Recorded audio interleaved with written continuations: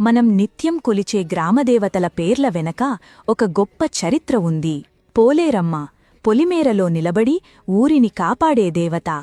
అందుకే ఆమెను పోలేరమ్మ అంటారు. ఎల్లమ్మ ఎల్ల అంటే సరిహద్దు. గ్రామ సరిహద్దును కాపాడే అమ్మ ఎల్లమ్మ.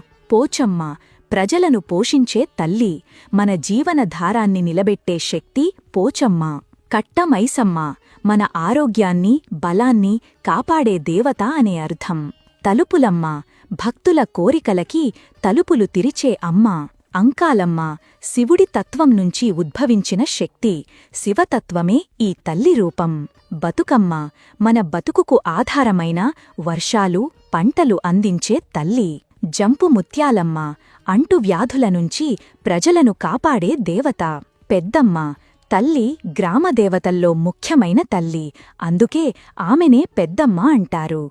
మన గ్రామదేవతలు కేవలం విగ్రహాలు కాదు, వారు మన నమ్మకం, మన సంస్కృతి, మన జీవన రక్షకులు. కంటికి రెప్పలా మనల్ని కాపాడుతూనే ఉంటారు.